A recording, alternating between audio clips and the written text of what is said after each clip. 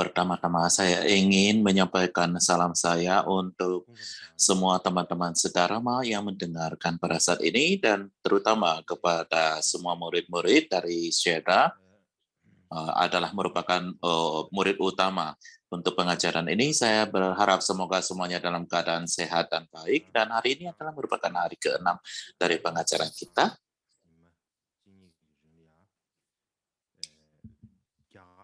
Untuk beberapa hari belakangan, kita telah berbicara tentang bagaimana Cita Matra berkembang di Cina secara ringkas.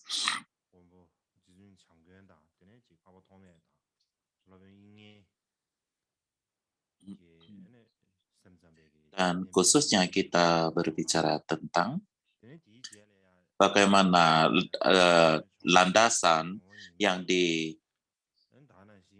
diletakkan oleh Maitreya, Asangka, dan Vasubandhu, dan kemudian Dignaka dan juga 10 komentator dari 30 bait menyebarkan Cita Matra ini dengan baik. Kemarin saya menjelaskan secara oral dan saya tidak tahu apakah itu jelas atau tidak. Jadi hari ini saya ingin memberikan satu diagram ataupun diagram daripada guru-guru besar Cita Matra di Cina ataupun Cita Matra Cina.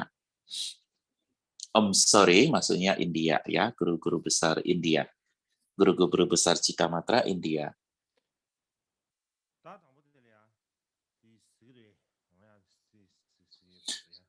Jadi pertama-tama semuanya dapat melihat layarnya, bukan?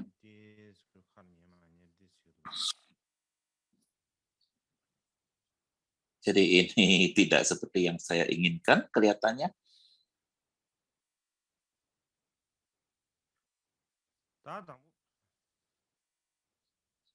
Jadi pertama-tama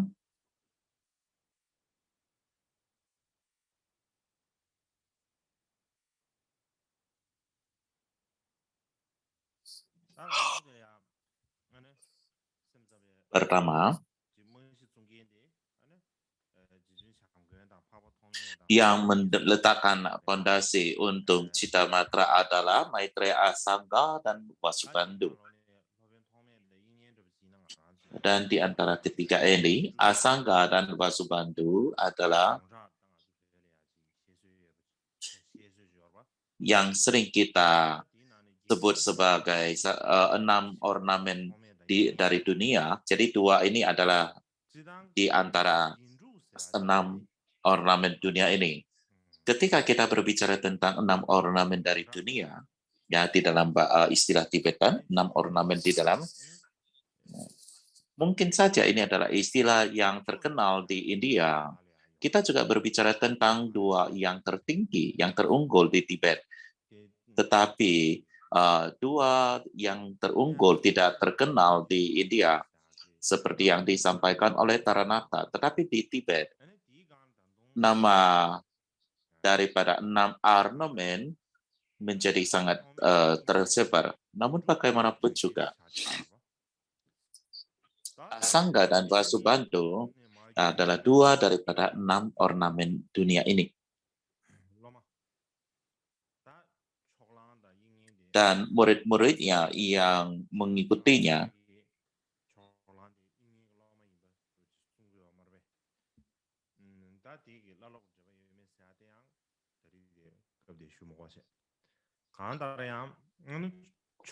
di Tibet kita menyebutnya Dignaka sebagai murid daripada Vasubandhu. Dan kemudian ada Vasubandhu, Dignaka, Swabhava, dan Dharmapala mempunyai murid Silabhadra, dan Silabhadra mempunyai murid dari Shen Chang, dan kemudian sekolah karakteristik Dharma berasal dari situ.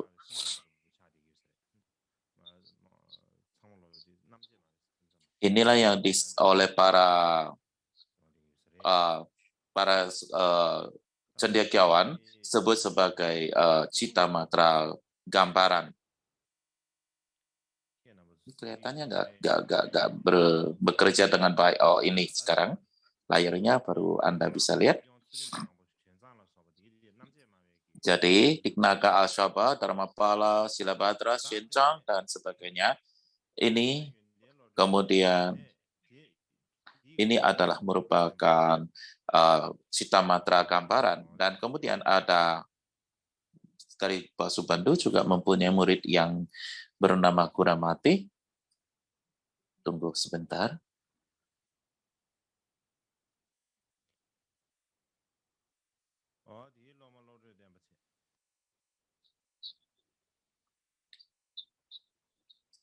Gunamati, ya juga ada murid yang bernama Gunamati.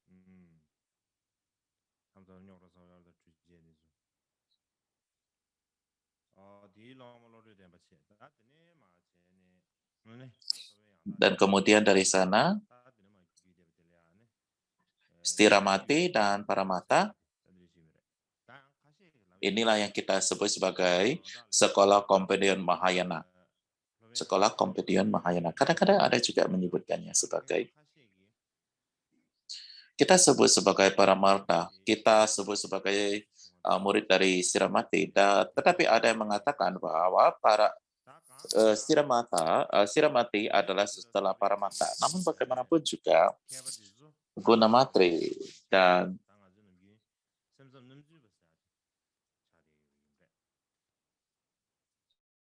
jadi mereka ini mendirikan sekolah Nikarata Wisnanabada ataupun cita matra non gambaran atau tiada gambaran. Dan kemudian terdapat 10 komentator. Dan di antara mereka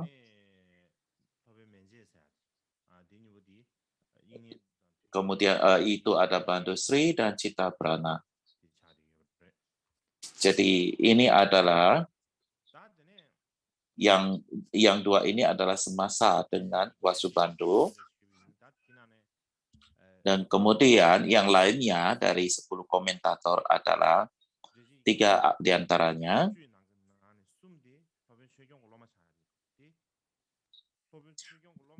tiga diantaranya adalah murid daripada Dharmapala,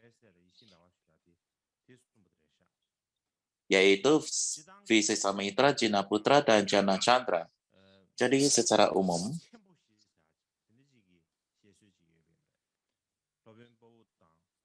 kita berbicara tentang 4 guru besar, Gunaprabha, Dharmapala, Nanda, dan Rahula. Jadi ini dikatakan sebagai 4 guru besar yang guru agung di India yang disampaikan oleh Taranatha di dalam sejarah Indianya. Bagaimanapun juga Taranatha sangat terkenal di India dan adalah merupakan Dhamapala adalah yang sangat berpengaruh di India dan di antara 10 komentator 3 di antaranya dan yang 3 di antaranya adalah merupakan muridnya dan di antara 10 komentator lainnya adalah yang murid dari Stiramati adalah Sudha Chandra yang juga adalah, dan ada lagi yang semasa dengan Stiramati adalah Nanda, dan Jayasena juga mungkin adalah murid dari Stiramati. Jadi Sudha Chandra adalah satu masa dengan Stiramati, sorry ya. Jadi 10 komentator yang diberi warna biru. Jadi di dalam layar ini 10 komentator itu adalah yang berwarna biru tua. Jadi dengan demikian saya memberikan satu pengenalan. Dengan cara demikian akan lebih mudah bagi Anda untuk memahaminya.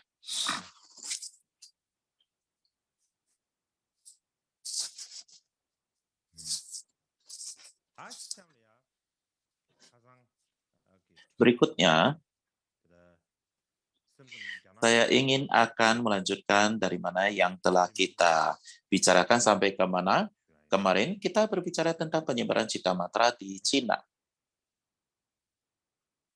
Saya akan lanjut membicarakan tentang hal ini atau topik ini.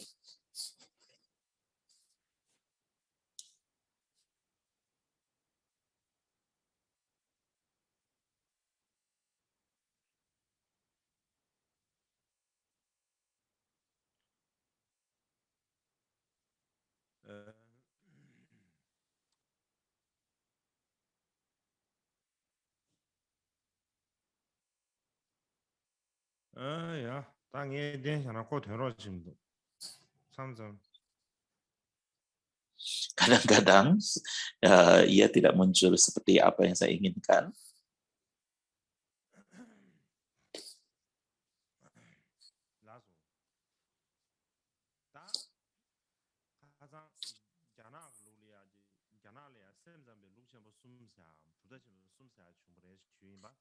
Kemarin kita berbicara tentang 3 sekolah berbeda yang muncul di Cina, yang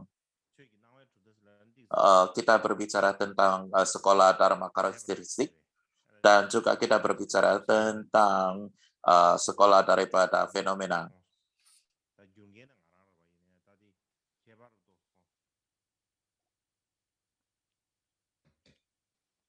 Kadang-kadang diterjemahkan seperti itu, jadi kadang-kadang juga diterjemahkan ke Tibet dalam hal demikian.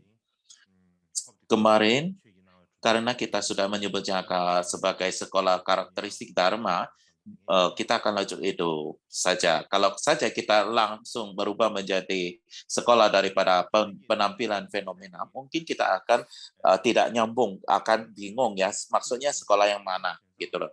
Jadi kita berbicara tentang sekolah karakteristik Dharma ataupun sekolah pemunculan fenomena. Jadi kita berbicara tentang Biksu Tang Xuan Chang. Jadi Biksu Tuan Xuan lah yang membawa ini ataupun membawa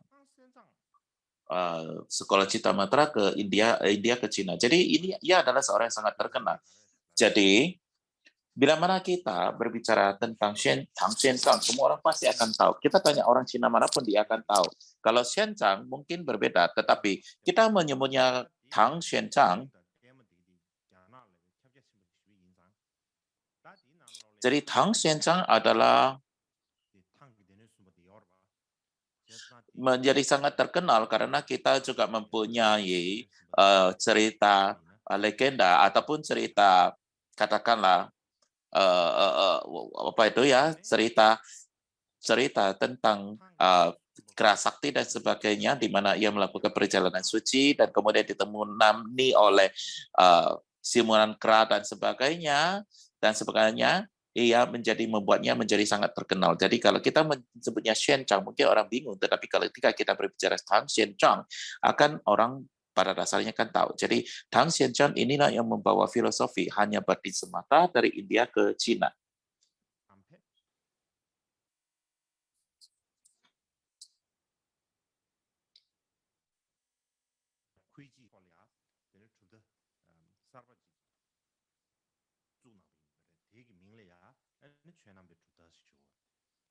Dan kemudian muridnya, Kuiji,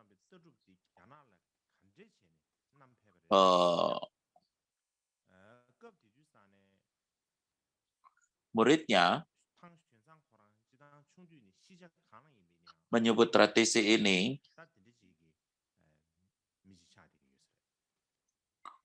Cita Matra menjadi sekolah karakteristik Dharma. Dan bagaimana Tang Xuan Chang ini membawa filsafat Anyabati Semata ke Cina. Jadi dikatakan pada saat Xuan Chang masih kecil, ia benar-benar orang yang suka belajar apapun topiknya. Jadi beliau dikatakan sangat tertarik pada komentar tentang 10 tingkat yang diterjemahkan, tingkatan yang diterjemahkan oleh para mata.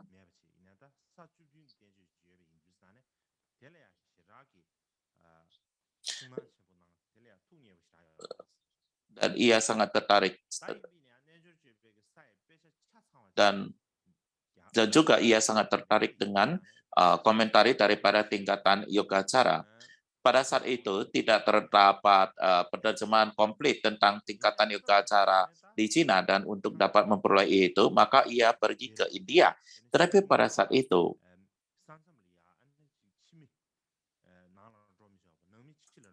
pemerintahan dinasti Tang tidak mengizinkan keluar masuk daripada negaranya, jadi ada satu kesulitan untuk berpergian.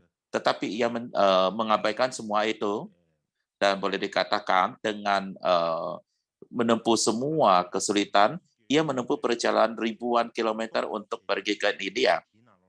Dan kita melihat pada catatan Tang Agung di wilayah barat, kita dapat katakan dari sini, menceritakan, kita dapat melihat beliau betapa mengabaikan banyak kesulitan melakukan perjalanan ke India. Dan kita dapat membacanya di sini. Dan kenyataannya, pada saat ia ke India, ia benar-benar mengalami sedemikian banyak kesulitan, ia mengabaikan semua itu. Dan akhirnya beliau tiba di India pada tahun 624 Masehi. Jadi ketika beliau tiba di India, universitas yang terkenal saat itu adalah Nalanda, dan ia pergi ke sana, dan pemimpin ataupun kepala sekolahnya di sana adalah Silabhadra, seorang guru besar dari Citamatra, dan ia belajar Citamatra daripada Silabhadra ini. Namun bagaimanapun juga, ketika Xuanzang tinggal di Cina, ia belajar semua agama Buddha, seperti misalnya Sutra Mahayana, dan kemudian ia terutama ia mempelajari maksudnya waktu di India ia mempelajari banyak sekali ajaran-ajaran agama Buddha, dan terutama filsafat daripada hanya batin semata, dan itu bagaimanapun juga selama tinggal di India ia mempelajari semua dharma secara luas, wahana Mahayana dan wahana dasar, tetapi mempelajari filosofi hanya batin semata yogacara utamanya. Dan kemudian ia pergi ke berbagai belahan tempat-tempat di India,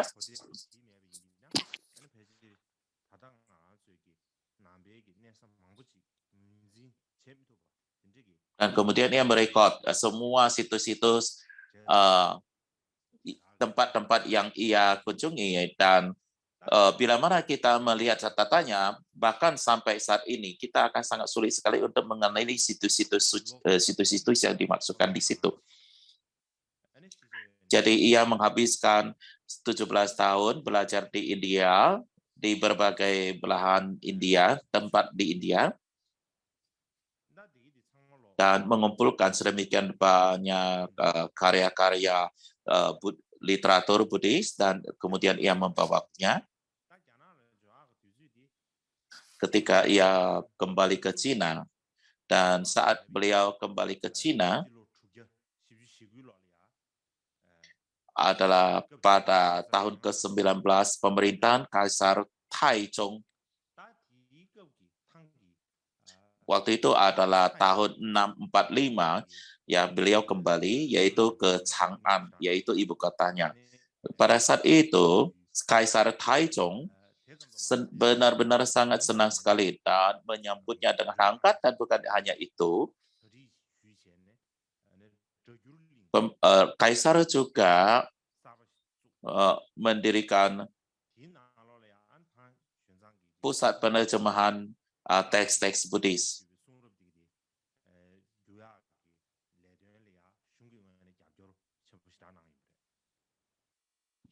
Dan juga kerajaan benar-benar memberikan pendukung yang sangat besar sekali untuk proyek penerjemahan teks-teks Xuanzang. Dan pada saat itu, Xuan Zang menerjemahkan banyak sekali teks-teks daripada Cita Matra seperti Samdiri Minor, Pucana Sutra, Sutra mengungkapkan niat tingkatan yoga cara risalah, mengklarifikasi ajaran, ringkasan Abhidharma, dan ringkasan Mahayana. Beliau juga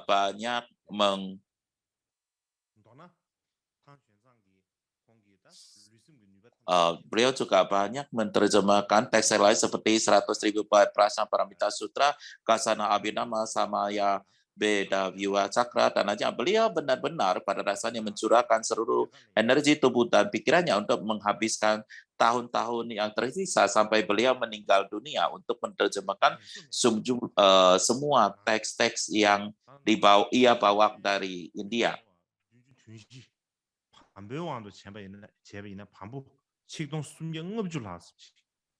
Jadi beliau menerjemahkan jumlah yang sangat besar sekali, yaitu 74 teks Dharma dan boleh dikatakan 1.350 jilid teks Dharma yang ia terjemahkan ke dalam bahasa Mandarin.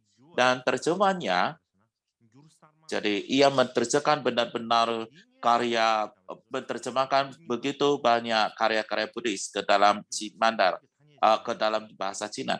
Terjemahannya itu disebut terjemahan baru dan terjemahan yang lebih lama disebut terjemahan lama. Jadi istilah ini tentang terjemahan baru dan terjemahan lama itu baru muncul setelah Tang Xuanzang kembali dan menerjemahkan kitab suci. Sama dengan Tibet juga ada istilah terjemahan baru dan terjemahan lama. Dan ketika Losava Rinchen Santo mulai menerjemahkan, dari poin itu disebut sebagai terjemahan baru. Sebelum itu adalah dianggap sebagai terjemahan lama. Itulah yang kita kenal di Tibet. Jadi demikian pula yang terjadi di Cina.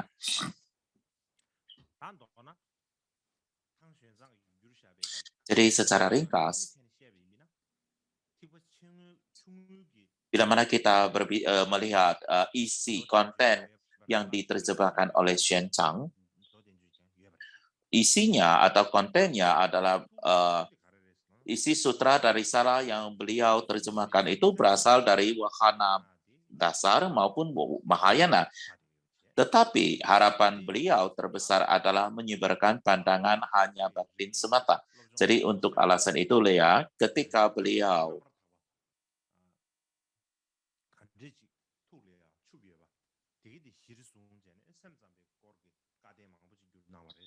memperoleh pemaham yang murni dari Cita Matra dengan kualitas mutu yang pelajari di India, maka itulah yang dibawa sebagai dasar menerjemahkan banyak sutra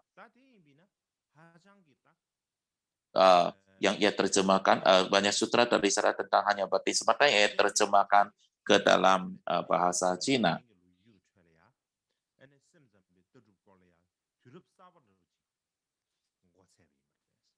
Secara khusus, ia menerjemahkan 10 ciri risalah tentang bukti hanya batin semata ke dalam bahasa Mandarin. Ini teks yang sangat penting sekali karena teks ini seperti dimulainya era baru secara Buddhis Cina. Ini seperti yang sudah saya jelaskan kemarin, teks itu seperti mengumpulkan semua penjelasan dari 30 bait oleh 10 komentator.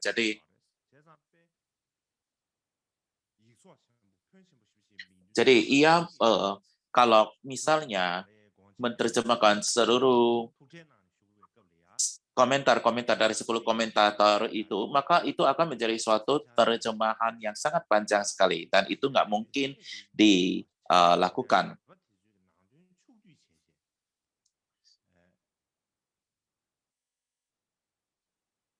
Dan muridnya Kuichi mengatakan, Anda tidak perlu menerjemahkan semuanya, Anda cukup mengambil maknanya dan menyusunnya, dan ia menyampaikan ide ini kepada Xuan Zang.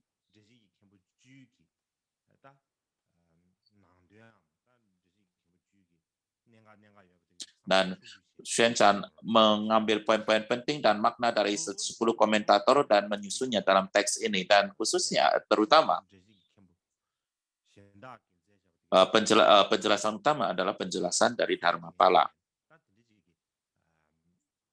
Dan yang lainnya adalah merupakan elaborasi. Ini menjadi risalah yang sangat penting Citamatra.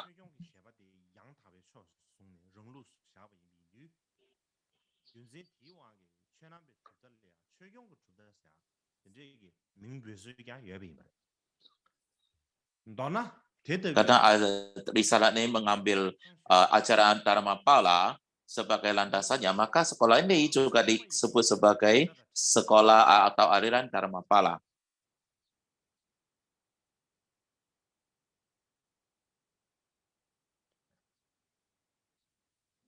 Jadi Sencang juga mempunyai banyak sekali murid-murid yang salah satu utamanya adalah seperti yang sudah saya sebutkan, yaitu Guiji.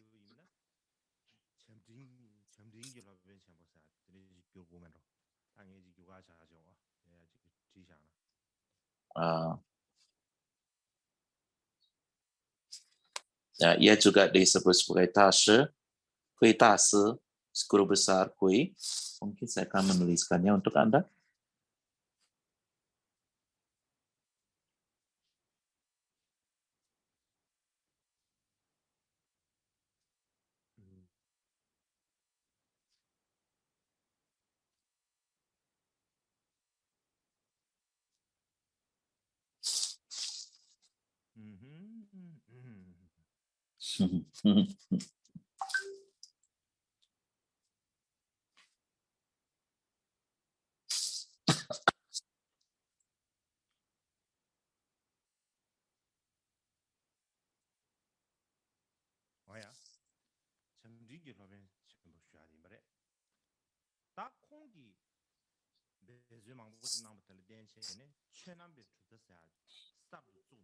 Jadi ia disebut Guru Agung Cien, dan darinya sekolah karakteristik Dharma ditemukan yang melanjutkan aktivitas daripada Tang Xuanchang. Jadi bila mana kita ingin mengatakan karakteristik Dharma adalah Guiji bukan Xuanchang,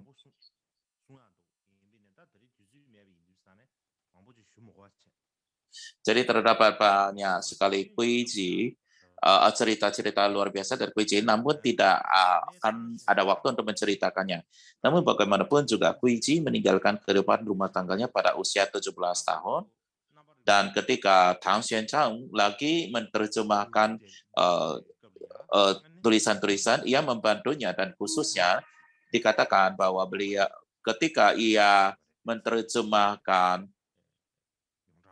teks daripada risalah tentang putih hanya batin semata, Guiji dikatakan secara khusus mengembangkan realisasi pada saat itu. Selain daripada itu, beliau juga mempelajari logika validitas karena pengaruh karena bantuan dan juga dorongan daripada Xuanchang. Beliau menulis banyak komentar tentang risalah tentang putih hanya batin, membedakan tengah dari ekstrim, dan banyak sekali komentar-komentar lainnya. Dan khususnya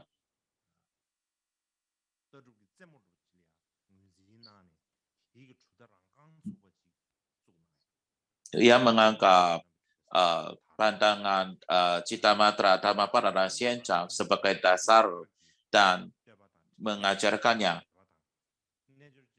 Dan itulah sebabnya kenapa sekolahnya disebut sebagai sekolah karakteristik Dharma. Beliau juga menulis komentar atas banyak sutra dan risalah, termasuk pujian sutra teratai putih, ajaran Vila Manakirti, dan komentar singkat tentang tingkatan yogacara dan sebagainya. Dan karena itulah beliau disebut sebagai penulis 100 komentar. Demikian juga beliau juga menulis satu teks di dalam bahasa Cina yang berjudul Fa Yuan Yi Ling Zhang. Fa Yuan Yi Ling Zhang.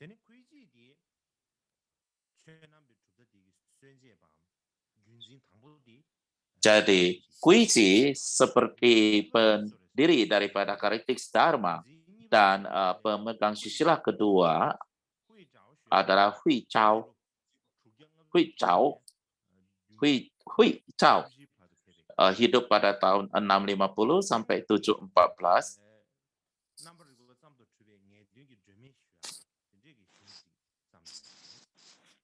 Ia menulis suatu teks yang berjudul Makna Definitif dari Bukti Hanya Batin Semata, dan muridnya adalah pemegang ketiga dari silsilah daripada karakteristik Dharma, dan namanya adalah Zhi Zhou, yang hidup pada tahun 668 sampai 723. Ia juga adalah seorang terpelajar, dan ia menulis teks berjudul Ajaran Rahasia Bukti Hanya Batin Semata.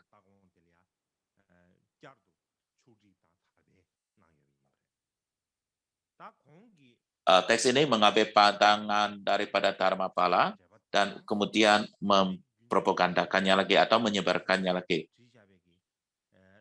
Jadi komentar dari Kuichi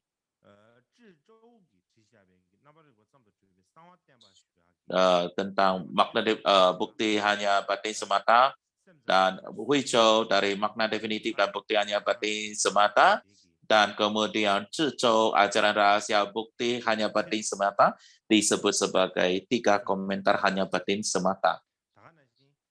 Dan ini dianggap sebagai 3 risalah yang sangat penting, klasik di Citamatra di Cina.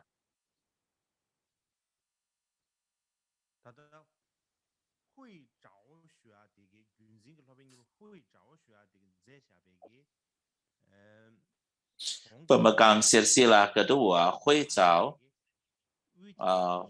teks adalah makna definitif dari bukti hanya semata.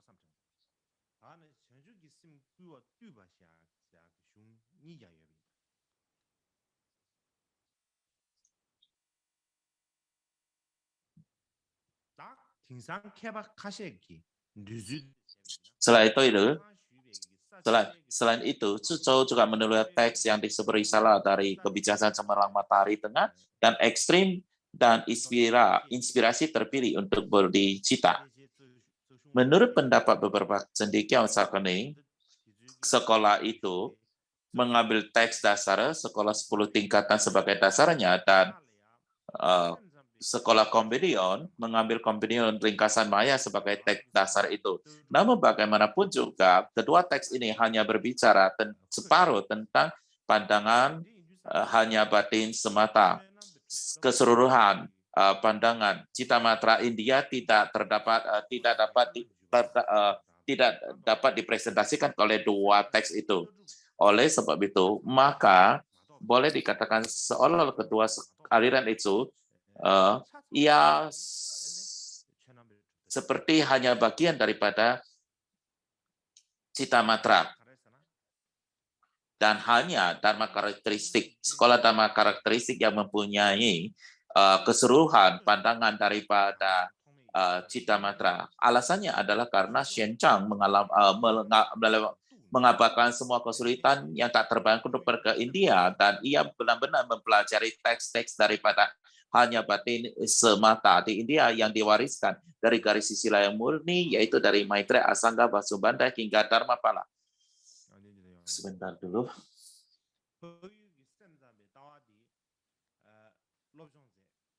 Jadi pandangan Citamatranya, ia mempelajari, bukan hanya ia mempelajarinya, beliau juga mempunyai satu harapan yang begitu besar.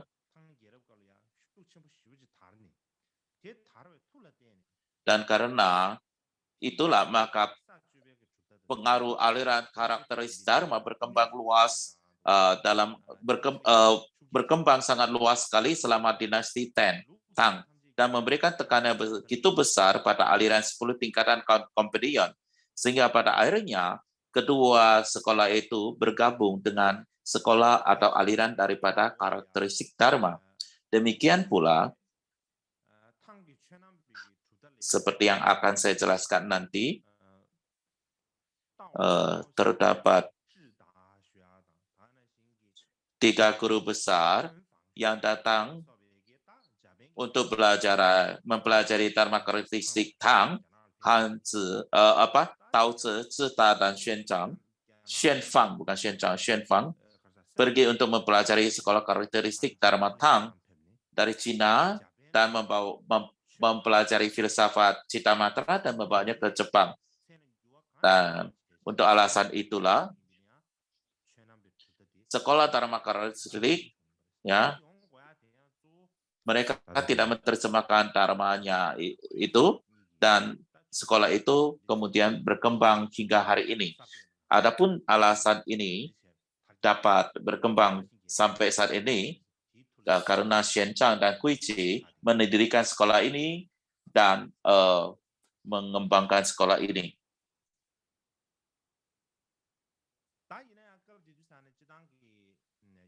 Bagaimana juga, apa yang terjadi saat itu adalah di Cina, sekolah karakteristik Dharma sangat menyebar.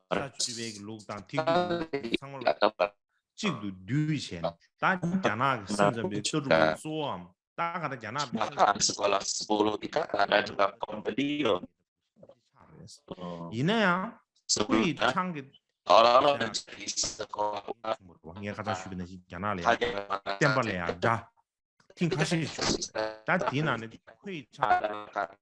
ada sekolah karakteristik. Namun bahkan juga terjadi oleh Guiji. Jadi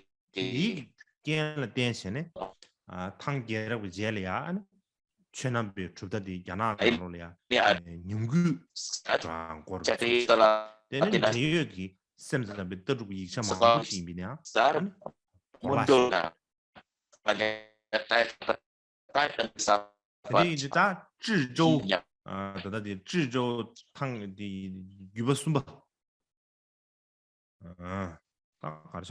selama Zhou adalah pemegang ketiga dalam sekolah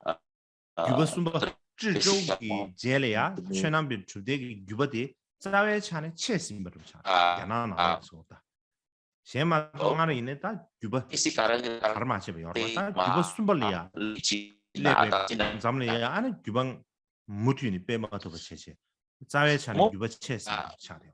terdapat sila terputus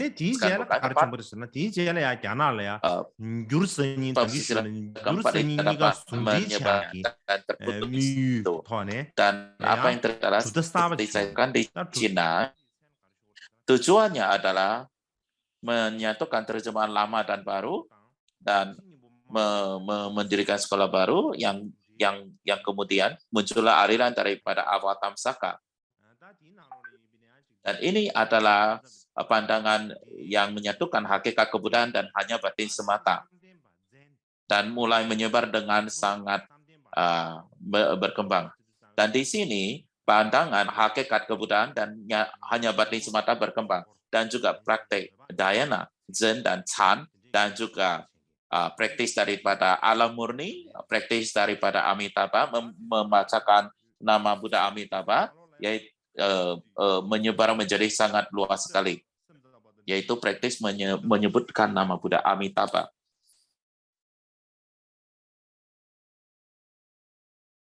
Bagaimanapun juga masih tetap terdapat filsafat-filsafat yang terkait dengan Citamatra. Jadi,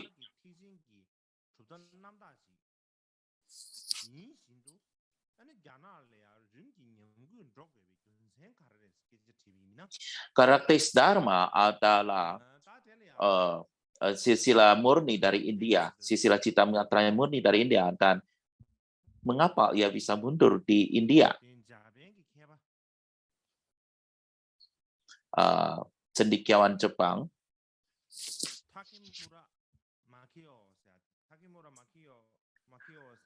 namanya Takemura Makio. Jadi Takemura Makio mengatakan terdapat 3 alasan utama. Alasan pertamanya adalah dalam Citamatra terlalu menekankan pada filsafat, dan orang-orang yang cendekiawan, terpelajar, yang bisa mengerti. Jadi orang-orang umum tidak dapat memahaminya. Jadi ini adalah merupakan filsafat yang sangat tinggi sekali. Jadi orang-orang umum tidak dapat memahaminya. Ini adalah alasan kenapa Cita Matra mundur. Alasan kedua adalah di dalam teks Cita Matra, akhirnya ada 3 kendaraan dan 5 keluarga.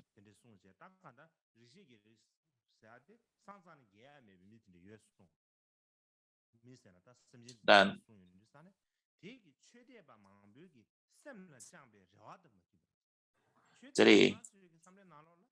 jadi ini tidak sesuai dengan harapan yang digenggam oleh banyak umat Buddha yang berkeyakinan di dalam hati mereka.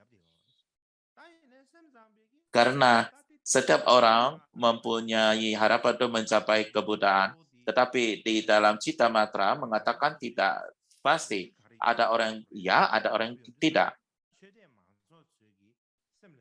Karena alasannya kita harus melihat dulu pada potensi kita. Jadi ini tidak sesuai dengan harapan yang digenggam oleh banyak umat Buddha yang berkeyakinan dalam hati mereka. Yang berikutnya adalah karena teks-teks daripada Cita Matra,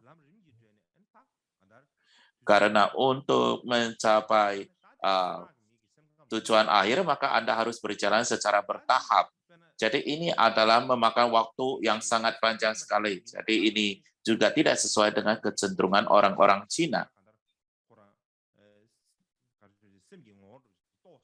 Dalam Chan atau Zen, kita bisa dapat langsung dengan segera mencapai pencerahan. Dan dengan demikian, banyak orang menerimanya. Bukan hanya di Cina, orang Tibet juga menerima. Tetapi Cita Matra tidak menjelaskan demikian, bahwa kita harus berjalan secara bertahap, baru akhirnya lah, setelah kita mengikuti 3 pelatihan dan disebabkan karena jalan dan tingkatan, maka kita mencapai liberasi. Dan ini tidak memuaskan banyak orang karena tidak sesuai dengan harapannya. Jadi ini adalah 3 alasan utama mengapa sekolah Cita Matra mundur. Jadi sekolah Cita Matra apakah tidak sepenuhnya hilang dari Cina? Ya, apakah ia benar-benar hilang dan tidak mempunyai pengaruh? Tidak seperti itu di Cina. Contohnya adalah kalau kita berbicara tentang selama dinasti Yuan, saya harus memperhatikan ini dulu, kalau tidak mungkin saya akan membuat kesalahan.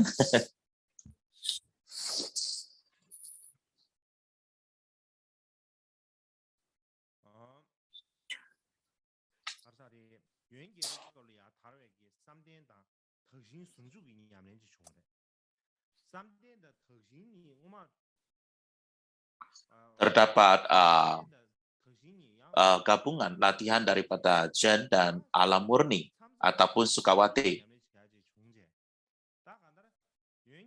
Jadi terdapat gabungan demikian. Ya, pada dasarnya terdapat perdebat di antara 2 aliran itu.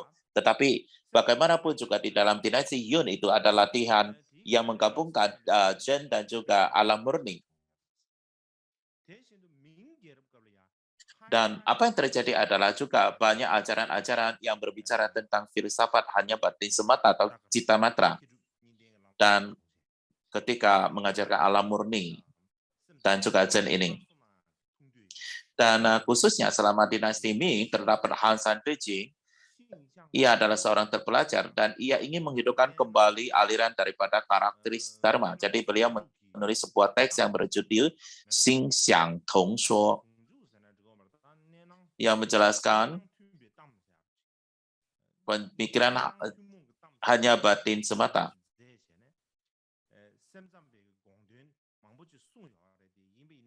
yaitu bercerita tentang harmonis, pemunculan, dan hakikat. Jadi banyak sekali pemikiran tentang hanya batin semata. Namun pada saat itu, teks yang terkait dengan Cita Matra sangat langka, dan oleh sebab itu ia tidak dapat membawa banyak perkembangan pada Cita Matra. Dan kemudian pada akhir dinasti Qing, terdapat seorang praktisi awam yang bernama Yang Renshan. Ia pergi ke Jepang Dan ketika ia di Jepang, melihat teks-teks karakteristik Dharma dari Cina di Jepang, dan kemudian ia membawa banyak sekali teks-teks ini kembali ke Cina. Dan ketika ia memperkenalkan kembali ke Cina, maka terjadilah seperti kegemparan, seperti gempa bumi di kalangan para cendekiawan pada saat itu. Karena sebegitu banyak abad, Citamatra itu sudah lenyap di Cina ataupun mundur. Orang mau belajar pun tidak dapat menemukannya. Dan kemudian sekarang ini mempunyai teksnya dan mereka saat ini sudah dapat melakukannya lagi. Sama halnya seperti Kamakaju kita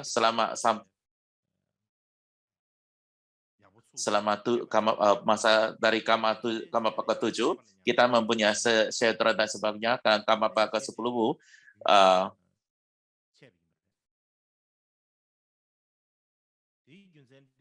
dan kemudian setelah Kamapaka 10, pengajaran mundur. Dan akhirnya kita katakan Kajul itu tidak orang-orang yang tidak tahu banyak tentang filsafat. Baru ketika Kamapaka 16 pergi ke dia dan ia mendirikan Sheda di Rumtek, dan kemudian juga mencetak kembali kata-kata ajaran-ajaran Mikyo Dorje, dan ini semua dari Tibet dari pada saat itu. Dan bahkan orang-orang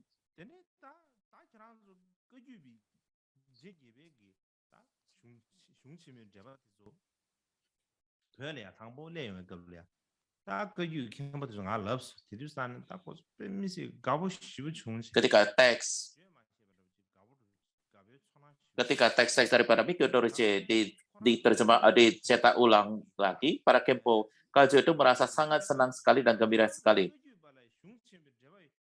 Dan semua teman-teman Dharma dari aliran yang berbeda juga terkejut. Ternyata Kajul sudah memiliki aliran komentar-komentar seperti ini. Jadi mereka juga sangat mengaguminya. Ternyata Kajul juga memiliki teks-teks yang luar biasa ini. Ya. Sama halnya pada saat itu,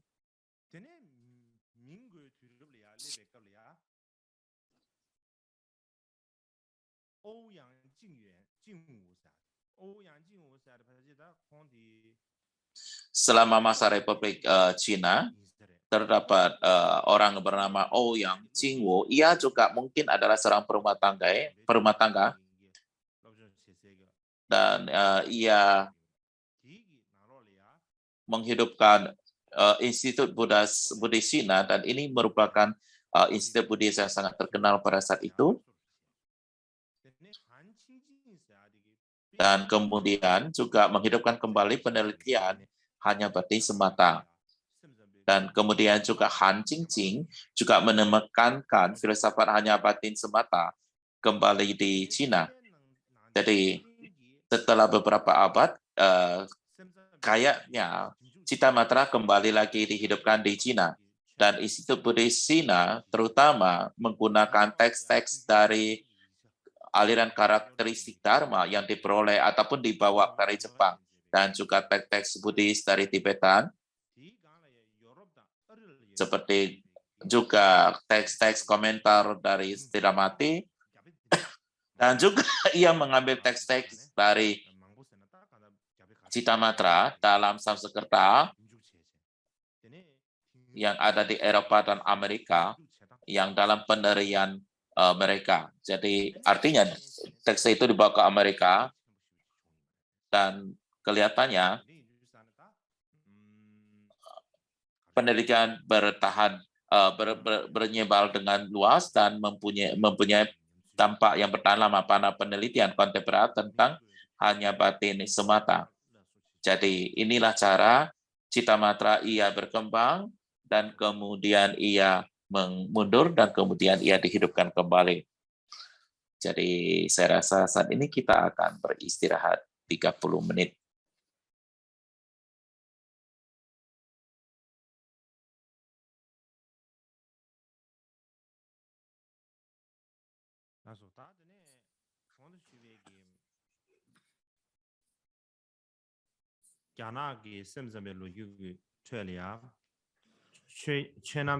Untuk melanjutkannya dengan sejarah perkembangan Cita Matra di Cina,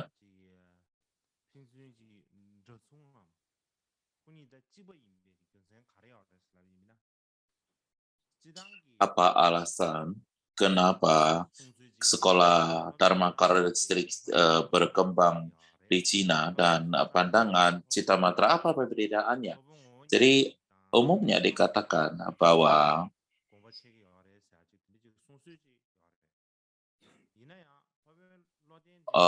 Guru Wiji mengajar pemikiran sementara Shencha mengajar pemikiran yang tirukan dari Dignaga. Paramata, sorry. Dikatakan bahwa Paramata mengajar pemikiran Siramati, sementara Shencha mengajarkan pemikiran yang diturunkan dari Dignaga, Swabhava Dhammapala. Namun ada yang mengatakan bahwa Srimati lebih belakangan daripada Paramata. Dan juga, bila mana kita melihat karya dari Asabhava yang dilestarikan dalam bahasa Tibet, dan juga teks-teks yang dilestarikan dalam bahasa Cina, kita dapat katakan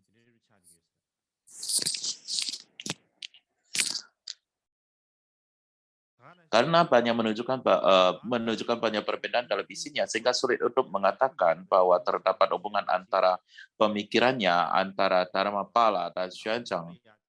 Dan demikian juga kalau kita berbicara tentang Cita Matra di India, juga banyak sekali perbedaan pemikiran-pemikirannya. Ini situasi yang dapat kita lihat. Jadi keseluruhan situasi belum jelas, namun di masa yang akan datang,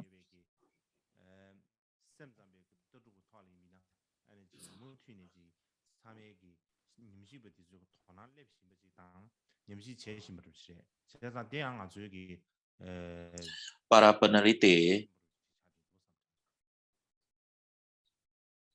melihat perkembangan Cita Matra teks di dalam Tibetan. Jadi inilah sesuatu yang perlu kita ingat di dalam pikiran kita.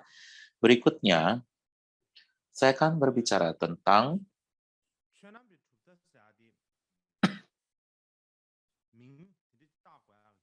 sekolah karakteristik Dharma dan apa alasan kenapa disebut sebagai sekolah karakteristik Dharma.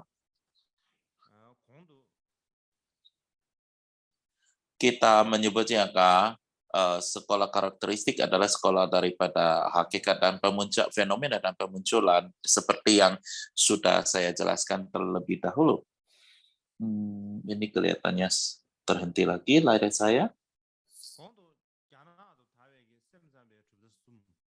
Seperti yang saya jelaskan sebelumnya, dari 3 sekolah hanya batin semata yang saya sebutkan sebelumnya, yaitu sekolah 10 tingkatan, sekolah kombinion, dan sekolah karakteristik Dharma. Dan salah satu yang telah kita bahas adalah sekolah karakteristik Dharma. Alasan disebut mengapa karakteristik ataupun fenomena pemunculan untuk dapat memahaminya.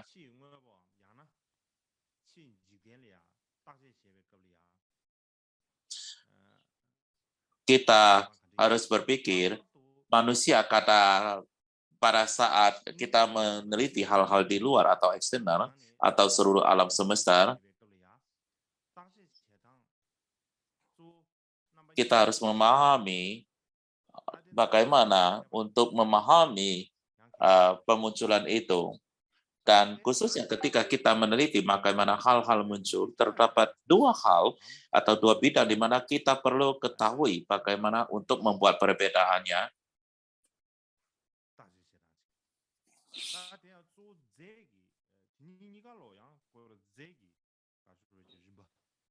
Jadi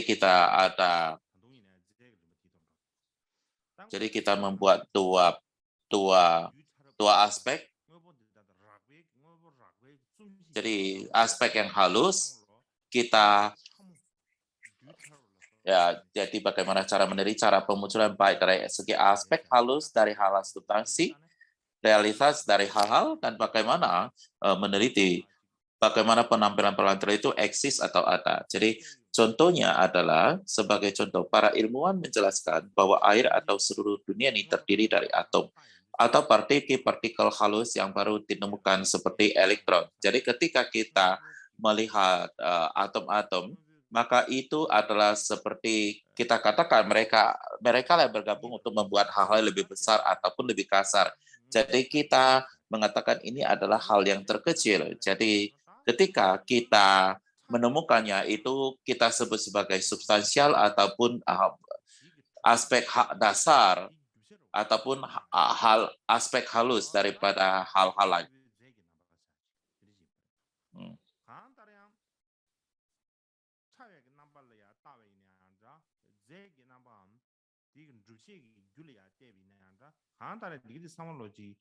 Ketika kita berbicara tentang atom ataupun subatom ataupun aspek dasar,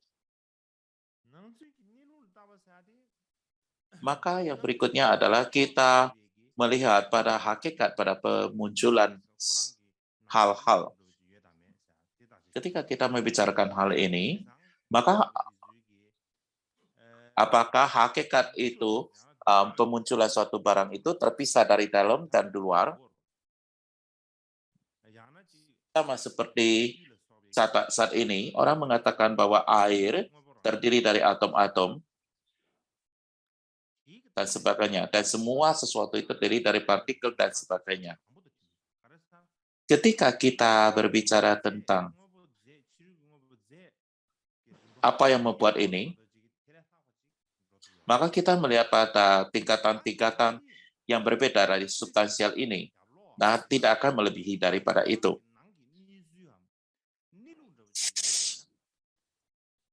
Dan bila mana terdapat sesuatu di balik cara penampilan ini, maka ini adalah sesuatu hal yang perlu kita teliti lagi. Ini adalah merupakan cara analisis yang kedua yang tadi kita sebutkan. Jadi dari sini kita dapat memahami kenapa sekolah Dharma karakteristik ini disebut sebagai sekolah hakikat pemunculan fenomena. Untuk ala itulah, sekolah hanya batin semata yang didirikan oleh Sven Chandra Kuici di Cina disebut nama sekolah karakteristik Dharma karena sekolah ini menyelidiki ciri-ciri fenomena atau cara di mana mereka ada, dan itulah sebabnya kenapa mereka disebut sebagai sekolah hakikat dan pemunculan fenomena. Bila mana kita ingin lebih tepat namanya itu, menyebut namanya dengan tepat.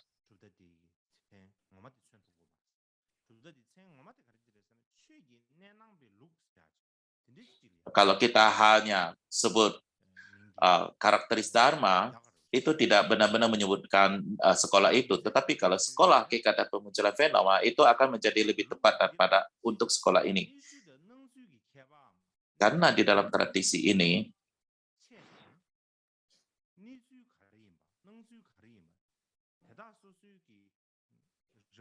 jadi mereka berusaha menemukan apa itu hakikat, apa itu pemunculan. Apa yang dan inilah yang dikerjakan mereka ataupun yang diteliti oleh sekolah ini. Ketika kita berbicara tentang hakikat daripada pemunculan fenomena,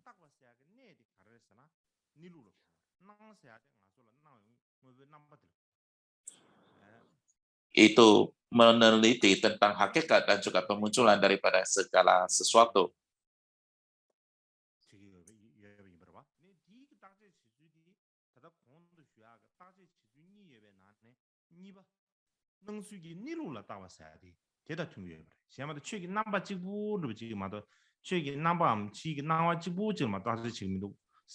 Jadi, ia sebenarnya melihat pada dasar hakikat daripada gambaran segala sesuatu. Dia tidak hanya melihatnya saja, tapi juga membedakan daripada gambaran ataupun dari hakikat dari pemunculan itu, dan itulah sebabnya maka disebut sebagai sekolah karakteristik Dharma, atau lebih tepatnya sebagai hakikat pemunculan fenomena.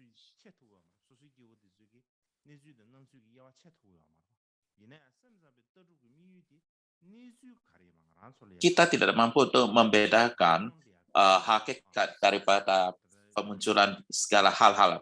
Tapi di dalam sini yang mengatakan apa pemunculan yang membingungkan itu, apa gambaran-gambaran itu yang muncul di dalam batin yang membingungkan, apa hakikatnya.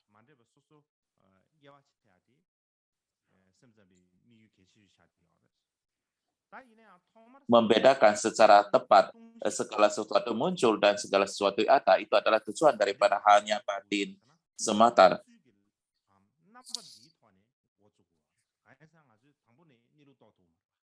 Jadi,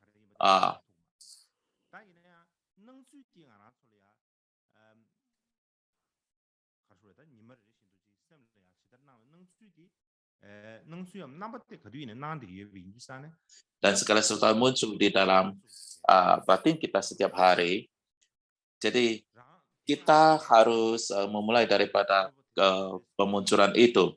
Jadi bagaimana sesuatu yang muncul di dalam kita, bagaimana kita fokus pada itu, dan bagaimana kita membuat melakukan fokus itu. Jadi maka kita harus meneliti itu. Jadi kita benar-benar harus memiliki pengalaman nyata untuk meneliti segala sesuatu itu. Jadi ini adalah dengan demikian maka dapat kita katakan cita matra itu sama dengan ilmu pengetahuan karena ia memiliki sifat logis dan beralasan. Dan perspektif yang lain adalah filsafat hanya batin semata, benar-benar sangat rumit, luas, mendalam, dan benar-benar mempersembahkan, menyajikan segala sesuatu dengan terperinci. Jadi filsafat hanya batin itu sesungguhnya itu adalah sekolah daripada filsafat. Jadi ini adalah filsafat, benar-benar adalah aliran filsafat.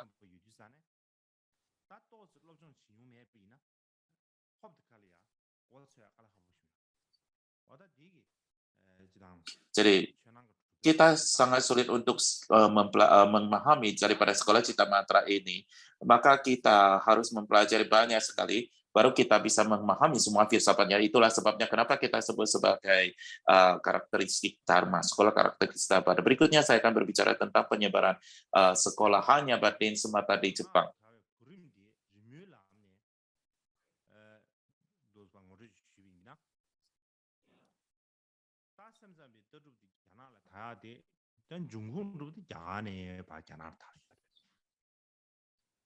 Ini adalah diagram penyebaran cita matra dari India, Cina,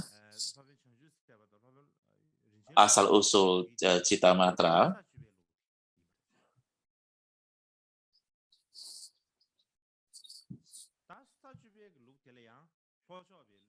Ada sekolah 10 tingkatan dari Stirmate, dan kemudian ada tradisi yang lain lagi, bukan? Ada sekolah dari Paramata. Paramata yang pergi ke dan yang menerjemahkan Kompedian, dan maka yang menjadi sekolah daripada Kompedian Mahayana. Sekolah Kompedian. Kemudian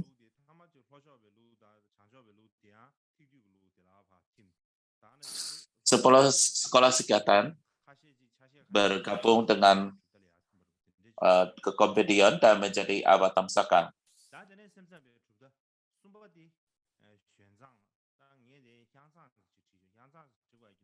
Yang ketiga adalah Xuanzang.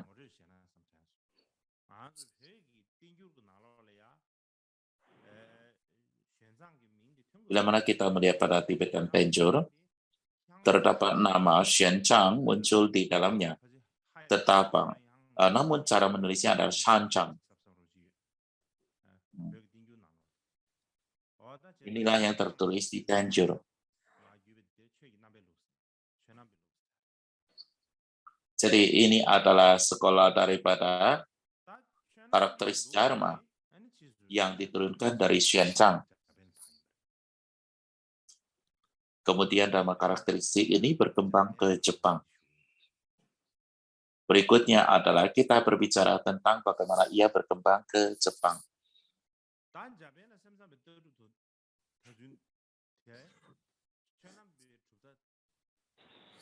Mengenai silsilah transmisi daripada karakteristik dharma ke Jepang atau di Jepang,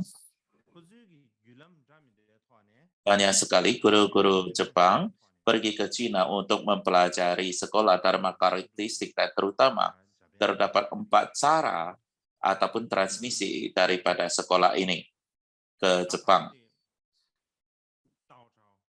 Yang pertama darinya adalah dosho, taosho, dosho atau taosho, yang di tahun 653 pergi ke Tang atau Cina dan mempelajari hanya batin semata dengan Xuanzang dan Guiji, dan kemudian pada tahun 661 ia pergi kembali ke tanah airnya dan menyebarkan ajaran Citamatra di sana.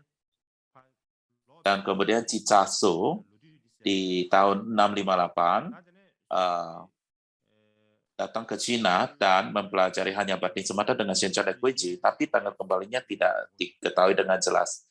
Dan kemudian yang ketiga adalah Chiho, Chiran, dan Chiu, dan mereka tiba di Tang, di Cina, tahun 703 dan belajar dengan guru ketiga dari sekolah karakteristik dharma, Zhuzhou, dan mereka menghasilkan beberapa tahun mempelajari Citamatra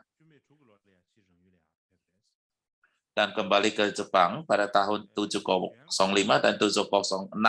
Dan guru besar keempat adalah Genbo, yang tiba di Tang pada tahun 717, dan ia juga mempelajari dari Chouche, dari pemegang silsilah ketiga dari karakteristik dharma.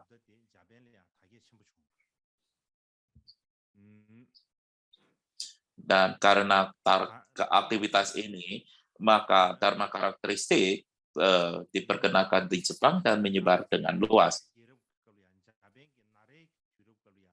Selama periode Nara, ada periode Nara di Jepang, yaitu dari tahun 710 sampai 794 Masehi, itu adalah disebut sebagai periode Nara, dan selama masa ini terdapat ibu kota selatan disebut Nanto, di mana agama Buddha berkembang dengan sangat luas sekali, dan di sana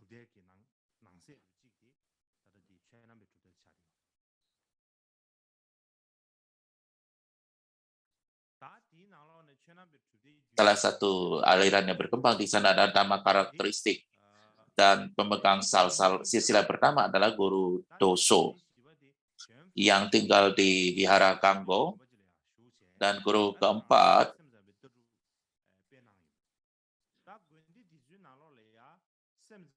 yang tinggal di Kofuko dan menyebarkan filsafat hanya batin semata di sana.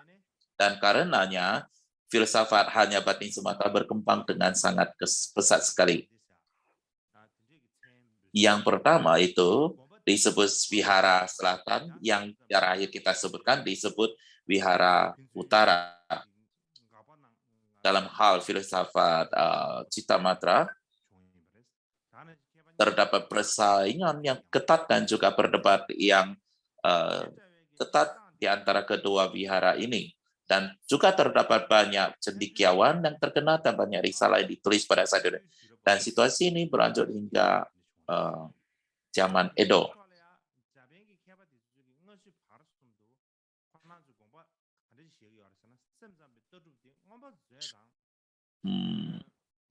Dari masa paling awal, pada kenyataannya, dari masa paling awal hingga zaman modern, filsafat hanya batin semata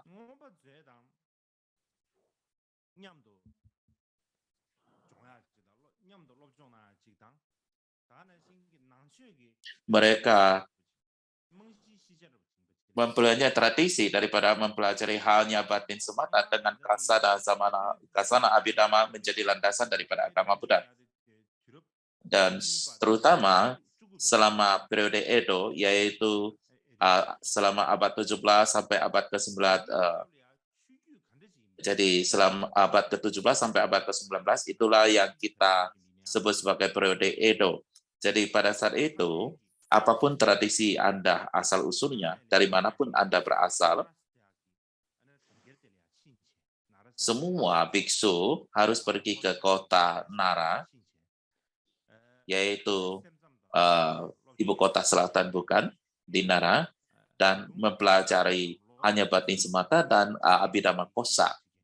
Dikatakan Anda harus menghabiskan 3 tahun untuk hanya batin semata dan 8 tahun untuk Abhidharma. Artinya adalah bila mana Anda ingin mempelajari Cita Matra secara tepat, maka Anda harus menghabiskan waktu 11 tahun untuk mempelajarinya. Dengan demikian, maka dapat kita katakan bahwa mempelajari Cita Matra sangat sulit sekali karena kita harus menghabiskan cukup banyak waktu untuk mempelajarinya.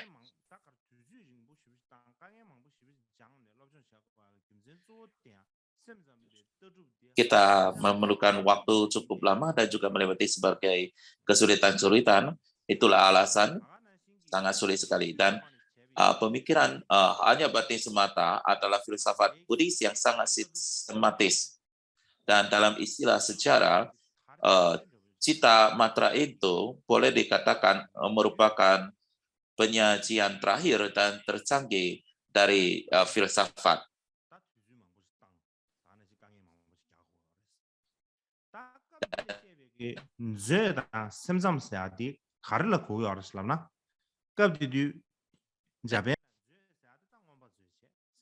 Dan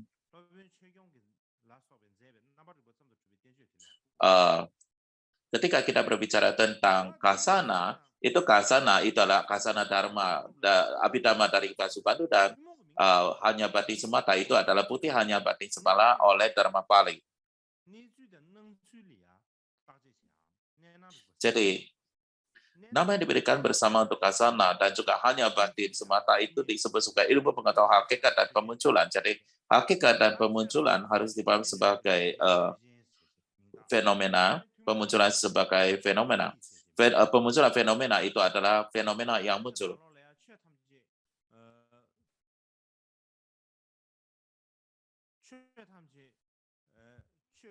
Jadi harus dipahami ada pemahaman partikular khusus dan juga sifat umum daripada fenomena itu. Dan Kasana membagi semua fenomena ke dalam 75 kategori yang semua termasuk dalam 5 landasan yang dapat diketahui, dan 5 landasan yang dapat diketahui adalah bentuk batin, faktor-faktor mental, bentuk-bentukan yang tidak bersamaan dan bukan gabungan. Jadi ini adalah 5 landasan daripada yang dapat diketahui, dan ataupun 5 kategori. Dan bila kita mengkomunikasikannya, maka bisa membaginya menjadi 75 kategori, karena seperti misalnya terdapat 11 bentuk dan sebagainya, dan bila mana kita menghitungnya semuanya berapa kategori, maka kita akan memperoleh 75 kategori yang berbeda.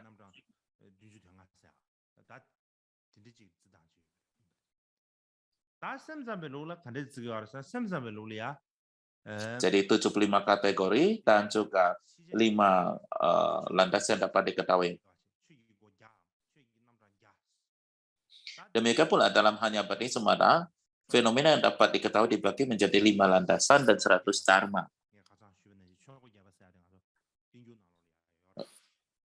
Terdapat teks 100 gerbang menuju dharma di dalam Tenjur, bukan? Ini diterjemahkan dari bahasa Cina.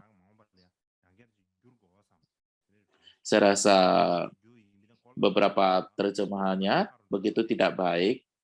Nah, saya tidak begitu pasti yakin. Mungkin saya akan harus terjemahan ulang, tapi saya tidak tahu apakah menjadi lebih mudah atau lebih sulit untuk dipahami.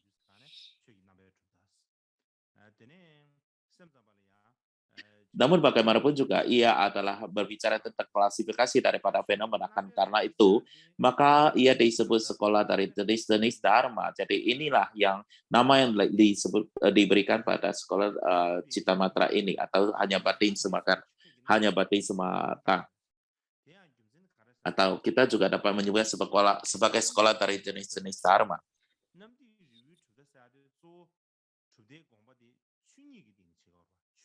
Di Cina juga ada sekolah Tiantai.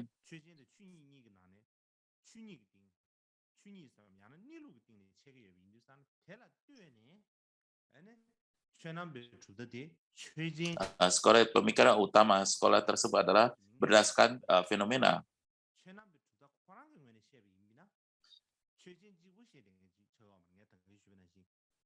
Mereka menyebut sebagai karakteristik dharma karena pemunculan daripada fenomena.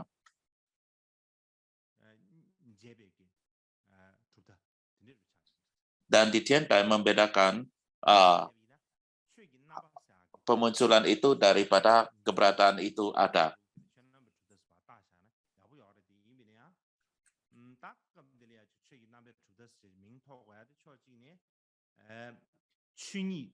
Dan pada saat itu alasan utama sekolah dharma karakteristik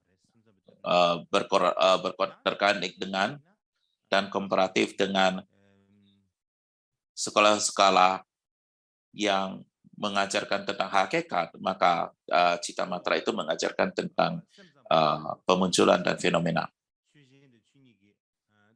Jadi pada dasarnya hal lain dalam hal Mahayana, Cita Matra Hayana,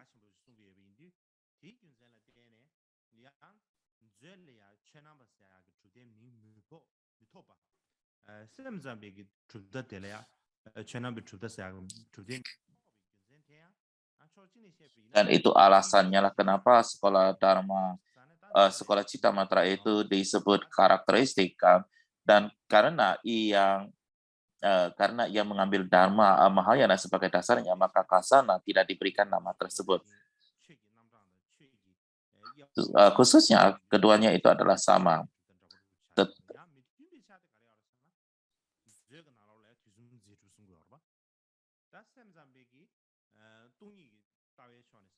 Di dalam Abhidharma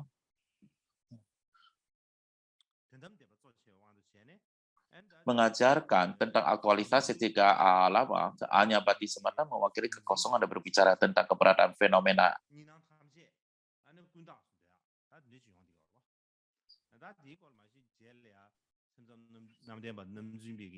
Dan ia mengatakan bahwa yang memahami dan yang dipahami adalah imajiner. Jadi kita berbicara tentang hal ini di dalam sekolah Cita Matra non-imbansidas, tapi saya tidak akan berbicarakan tentang hal ini dulu. Kemudian di Jepang,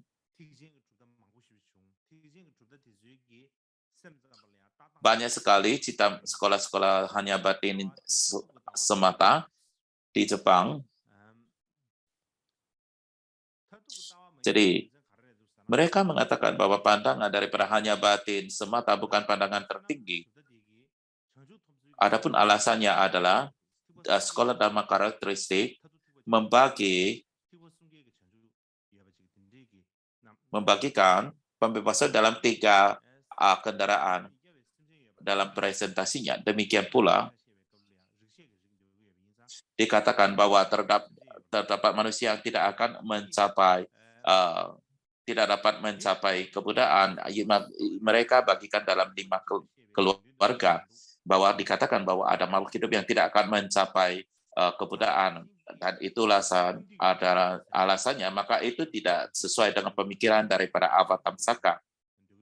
Demikian juga Tiantai dan Avatamsaka yang mengatakan bahwa semua makhluk itu mempunyai potensi untuk mencapai kebudayaan, dan karenanya tidak sesuai dengan itu, maka oleh sebab itu, maka sekolah Cita Matra itu bukanlah pandangan yang tertinggi, dikatakan demikian.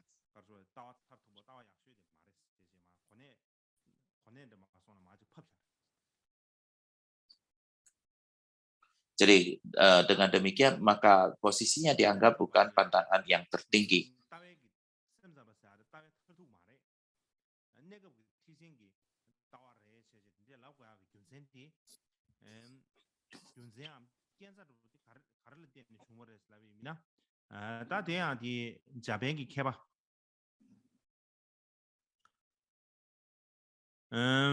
가르사디. 타카사기 지기도사 타카사기 지기도사 되게 가를 나버렸으나 Terdapat seorang cendekiawan Jepang yang bernama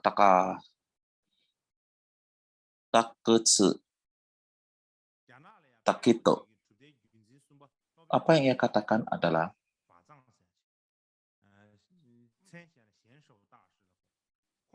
terdapat Fa Zhang, salah satu Xuan Shou.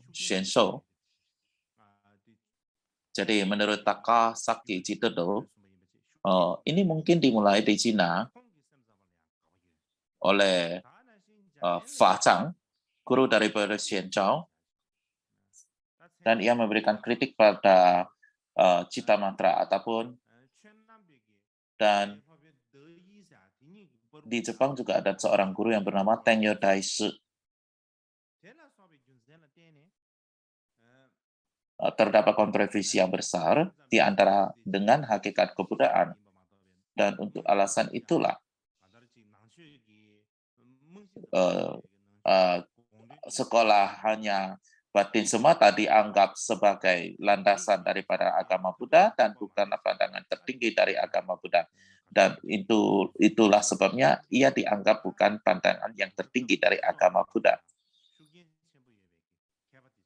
Salah satu alasannya adalah karena pada saat itu guru yang berpengaruh dari sekolah ini tidak memandang pandangan daripada Cita Matra ini dalam pandangan ataupun dengan pikiran yang positif, dengan sikap yang positif.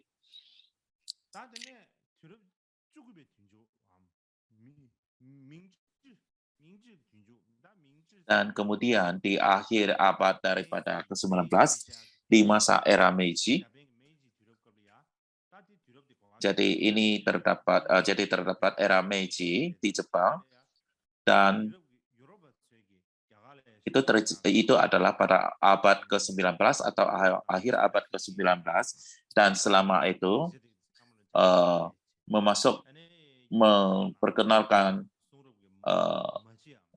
penelitian para Eropa, memperkenalkan penelitian modern Indologis ke Jepang, dan mereka mulai meneliti Sanskerta dan buku-buku original atau teks original Buddhisme. Dan pada saat itu banyak sekali berbicara tentang terdapat perubahan besar dalam pandangan daripada manusia.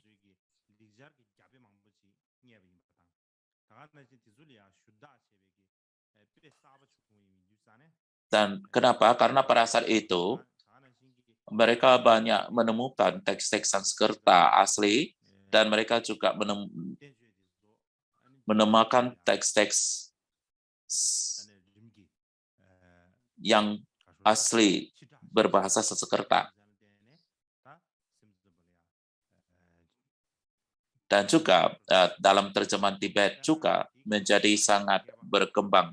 Dan karena alasan inilah maka orang-orang mulai tertarik dengan Cita Matra, dan sebetulnya seperti saat itu terdapat seorang cendekiawan dari Prancis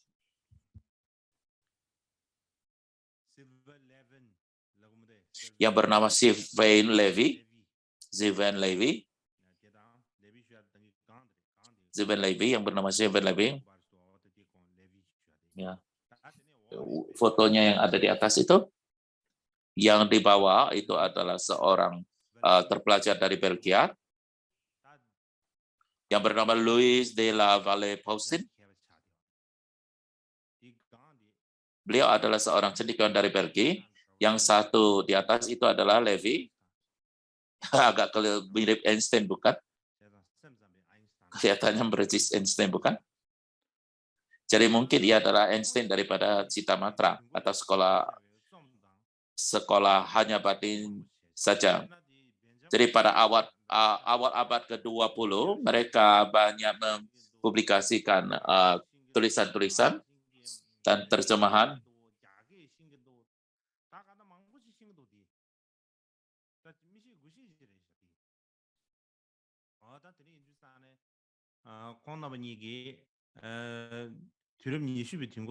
Jadi mereka kedua itu memperkenalkan, jadi pada abad ke-20 mereka menerbitkan banyak tulisan, mempublikasikan, terbitkan tulisan dan terjemahan, dan dengan demikian memperkenalkan pandangan daripada hanya batin semata ke dunia Eropa, dan dengan demikian menjadikan penelitian internasional atau dunia tentang hanya batin saja. Dan pada saat yang bersamaan juga mengembangkan ketertarikan di Jepang juga.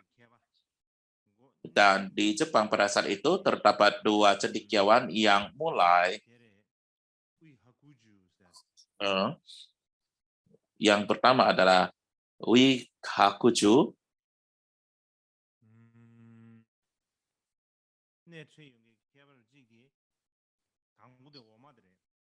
Yang lainnya adalah yang Huikakuju yang adalah yang di bawah adalah salah satu cendekiawannya. Yang di atas adalah Yamaguchi Susumu. Yamaguchi Susumu. Yamaguchi Susumu dan Uihakuju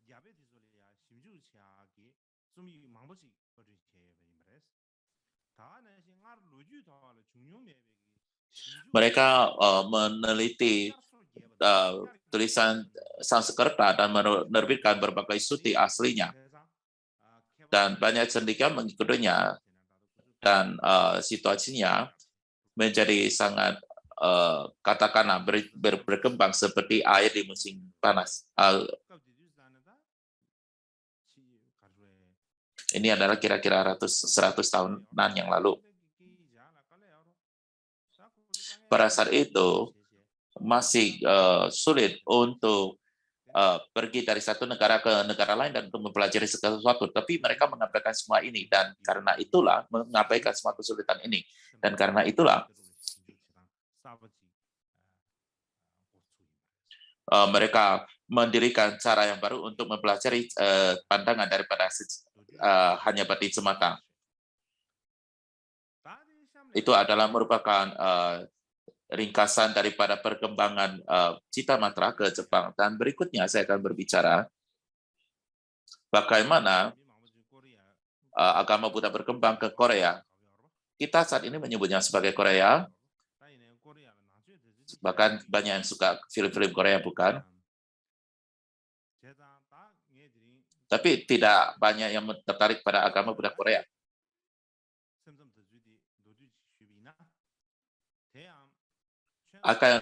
Saya akan berbicara tentang penyebaran agama Buddha hanya batin semata di Korea.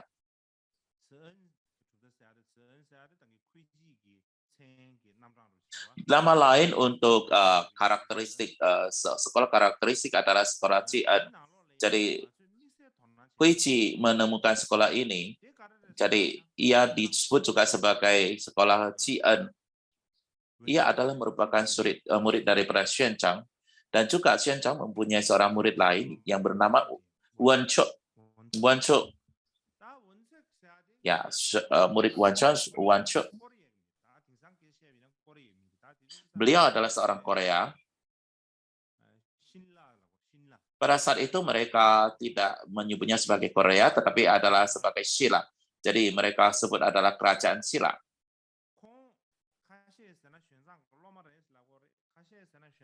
Ada yang mengatakan bahwa ia adalah murid daripada Xuanzang, tetapi ada yang mengatakan bahwa ia adalah teman dharma daripada Xuanzang. Bagaimanapun juga Wancho dan Huichi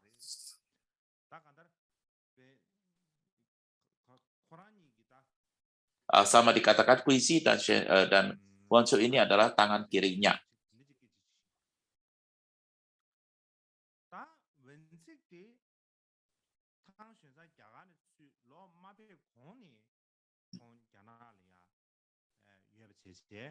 Sebelum guru Yuan Chang kembali ke Cina, Wang Chut telah pergi ke Cina dan ia sangat terkenal mempelajari sekolah 10 tingkatan dan juga komedian Mahayana.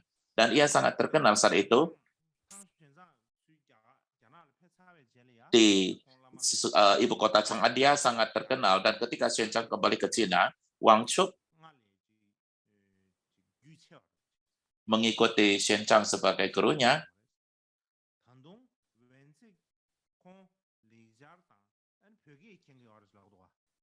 Dan Wang Chut sendiri juga berbicara bahasa Sanskerta dan juga Tibet. Ia mengenal atau tahu 6 bahasa dari 6 negara. Karena itu ketika Xuan Chang menerjemahkan Sutra Prasna Paramita, ia dengan sangat mudah mengetahui kesalahan yang ada. Nah, dan ia dapat menunjukkan kesalahan di dalam terjemahan tersebut.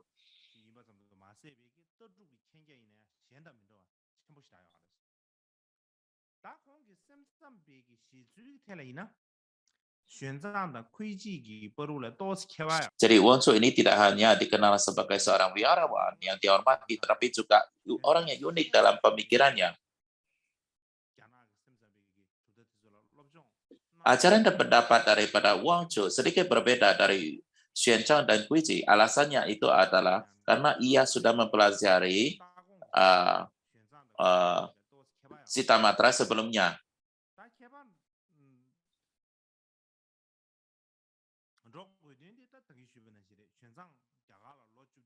Alasan lain adalah dikatakan bahwa ketika Xuan Chang menghabiskan waktu 17 tahun di India, Wang Chut menghabiskan waktu mempelajari 10 tingkatan dan sekolah daripada kompendium, dan ia mempunyai pengaruh daripada Paramata dan mempunyai pemahaman yang mendalam dari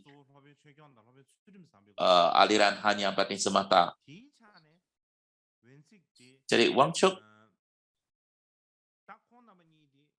mempunyai pemahaman daripada aliran utara dan selatan.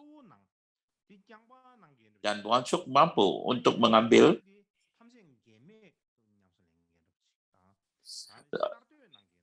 Xuan Chang dan Guiji, terutama menekankan pada pandangan daripada Dhammapada. Ia mampu untuk menginteraksikan dan mengembangkan doktrin hanya batin semata. Dengan demikian, maka hanya batin semata yang berkembang di Sila sedikit berbeda dari Cina.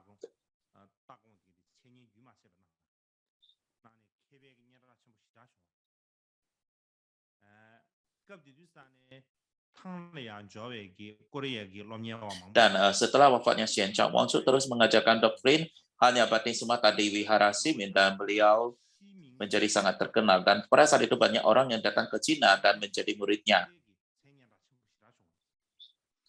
Dan ia menjadi guru besar di Wihara Ximin. Saat ini terdapat komentari tentang sutra interpretasi dari sutra yang mendalam, juga dalam Tibet. Mungkin itu juga berasal dari waktu yang sama. Waktu ketika ia berdiam di Wihara Ximin,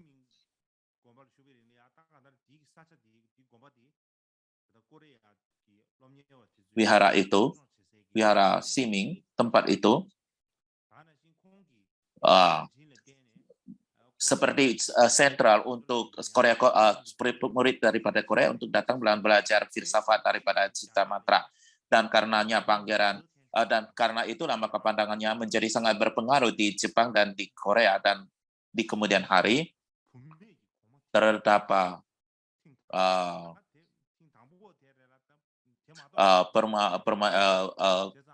Permaisuri Wu Zetian. Wu Zetian mempunyai keyakinan sangat besar dalam agama Buddha, dan ia juga mempunyai pengorbanan besar pada Yuan Chut dan mengambil ajaran Dharma dari dia. Dan pada saat itu, Raja Simun di Korea atau dari Korea, Raja Simun dari Shilla atau Korea,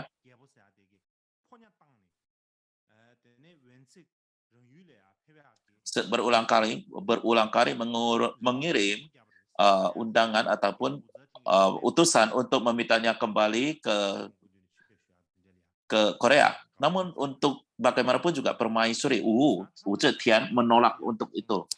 Dan pada akhirnya suatu ketika beliau mengizinkan Wang Chou untuk kembali ke Silla untuk waktu singkat, dan kemudian ia kembali lagi ke Cina dan tinggal di Cina sampai akhir hidupnya.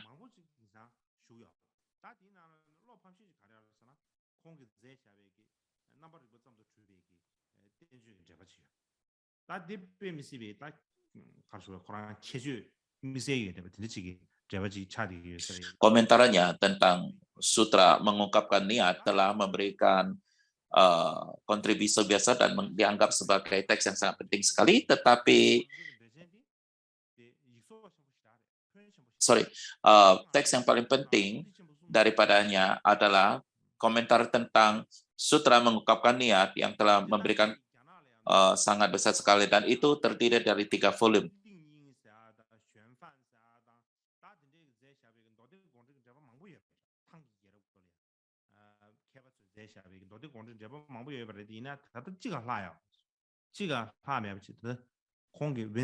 Jadi banyak sekali terjemahan dan komentar yang diterjemahkan seperti Paramati dan sebagainya. Sampai saat ini sudah hilang semua. Hanya komentar dari Wang Chou yang masih ada sampai saat ini. Oleh sebab itu maka komentarnya daripada Wang Chou ini sangat penting sekali. Dan pada abad ke-9 mungkin saja masa Shida Puchen, masa kemerajaan, dan itu diterjemahkan ke dalam bahasa Tibet oleh Go Chodrup, dan kemudian hari ketika Zedong Kepal dalam menulis penjelasan halus dari definitif dan kebijaksanaan, esensi penjelasan halus dari definitif dan bijaksana, beliau mengutip banyak sekali dari teks ini dan juga menolak beberapa poin, tetapi ini dianggap sebagai suatu teks yang sangat penting sekali.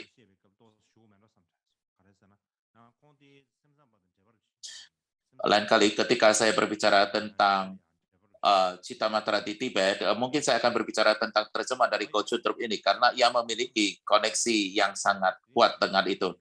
Jadi inilah yang akan kita sampaikan pada hari ini. Kita sampai di sini saja untuk hari ini. Besok adalah hari libur. Seharusnya kita ada pengajaran lusa, tetapi itu adalah tahun baru Cina. Tahun baru Cina. Jadi ketika saya membuat rencana, juga ada Curpu Kalakam. Jadi ada perayaan di Curpu juga kebetulan. Dan setelah kita, pada saat membuat rencana, tidak ada kalender Curpu. Jadi setelah saya sudah Curpu Losar, Curpu Losar.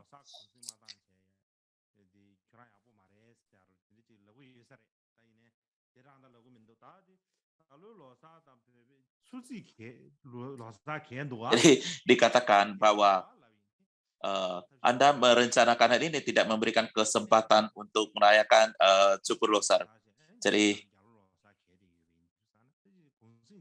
Jadi lusa adalah tahun baru Curpu dan juga hari ulang tahun baru Cina. Jadi saya rasa juga akan lebih baik kita libur.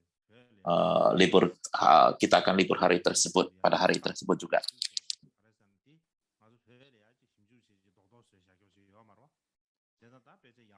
Karena saya juga sebenarnya juga perlu liburan untuk meneliti hanya batin semata, perkembangan hanya batin semata di Tibet.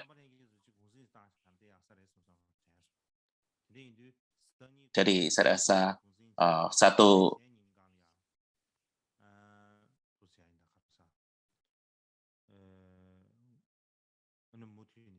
Jadi kita akan libur besok dan lusa. Dan setelah itu baru kita memulainya lagi. Lanjut. Jadi demikian untuk hari ini.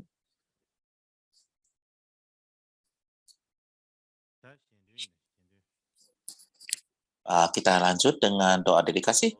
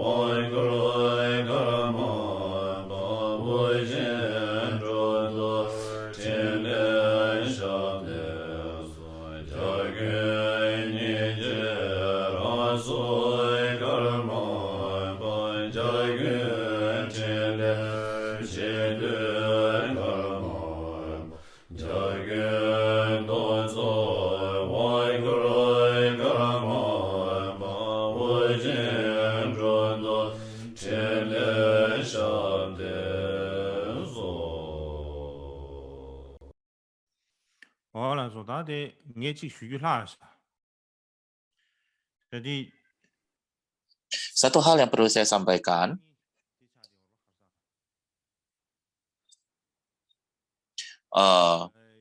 lusa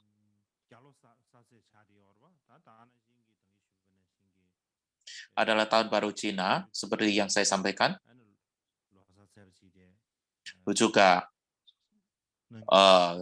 tahun baru menurut penanggalan Churbu, itu adalah lusa. Jadi saya mengambil kesempatan ini untuk menyampaikan kepada seluruh teman-teman sedharma Cina yang mendengarkan acara ini, selamat tahun baru Cina. Semoga sehat dan segala sesuatu berjalan dengan lancar.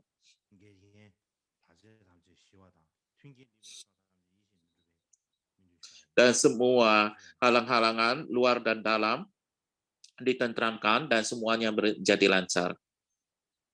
Dan praktis dharmana berjalan dengan baik.